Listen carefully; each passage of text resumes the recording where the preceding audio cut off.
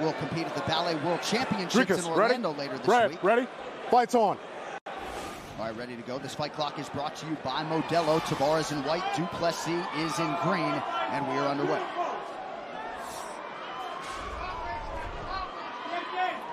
Du Plessis has an excellent striking pedigree. Started K1 at 15 years old. At 18 years old, become a WKO K1 champion.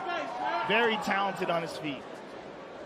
Like you spoke to on his walk, to a very awkward style, but this dude possesses tremendous power. He told us on Wednesday that since he stopped cutting so much weight, it's just felt amazing. The fact that this guy was fighting at 170 is crazy. Du Plessis hurt. Yeah, it looked like Tavares caught him with something.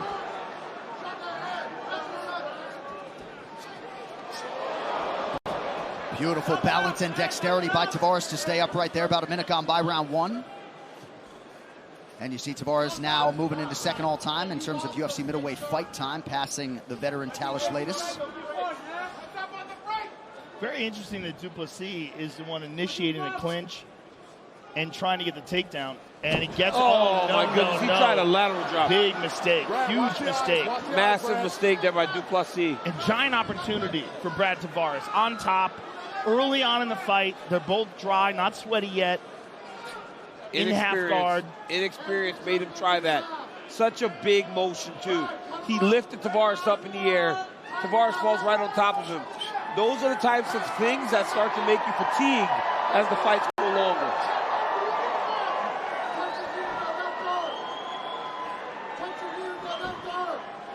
Du Plessis trying to leverage a hip here. Tavares staying heavy on top, or out of the half guard, I should say. Nice elbow there by Brad. You know, when you get into the top 10, 15, you just can't make mistakes. Honestly, you know, we see a lot of athletes that are so talented. But when you are in that level of fighting, no mistakes you can't make them because they cost you so much. Because right now, Du Plessis finds himself under Brad Tavares, and it's been an extended period of time, and now Brad's flattening him out and almost advanced his position. Especially a mistake like that. Yeah. An unforced error. All right, this coach's cam is brought to you by Proper Number 12 Irish Whiskey. There's Eric Nixick, front center. Rally, head position on that cage. Du Plessis almost standing up. Still wrestle!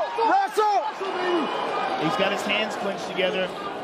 Brad Tavares has very good takedown defense, so it's one thing that he's really improved upon later in his career. What's the break? What's the break? But Du Plessis cannot try to take him backwards again. He needs to be patient. If you're going to try to get a takedown here as Du Plessis, you've got to make a step off to the right, start trying to thread the leg to drag him to the mat. Still, I have to say, I'm surprised that Du Plessis is not separating and that he's wrestling and that he's not trying to use the striking skills. Du Plessis is looking like he's going to get tired, man. All that wrestling he's forcing. Already, mouth open, big deep breaths. And Tavares, you know Tavares can go 15 minutes in his sleep. Yes, he can. Went 25 minutes with Israel Adesanya back in the day.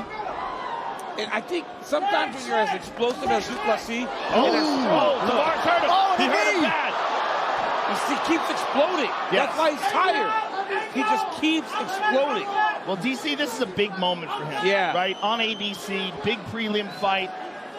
A lot of eyes on him, and he knows this is his chance to shine. And he's also comparing himself to Adesanya at this stage of his career. I mean, we know not everybody's easy. Part of that comparison was the fact that Adesanya fought Tavares in his third UFC fight. But it was a different Tavares. He's better. A less experienced Tavares. Tavares is a better fighter now. And it was also in the Palace at the Palms or whatever that hotel is, where there's about 2,500 people in there. 1,000. You know, you're in the T-Mobile Arena now, fighting on ABC. And Brad Tavares has been here on numerous occasions. If you're Drakus and you get back to the corner's job now is to calm and settle him. Because right now he's overextending himself against a guy that's a longtime veteran with tremendous amount of talent. And, you know, we saw that in his initial attacks. He was kind of uncharacteristically straight up, neck high up in the air, stiff with his punches. He's feeling it. He's feeling the tension. Big spinning back fist. Tavares was able to partially raise the guard. I still think it's too many big actions. Nothing is patient. Good front kick by Tavares. Look at the difference in their postures. Drake is, wow. All right, entertaining first round, round 2 coming up. We're back in 30 seconds after this word from DraftKings Sportsbook.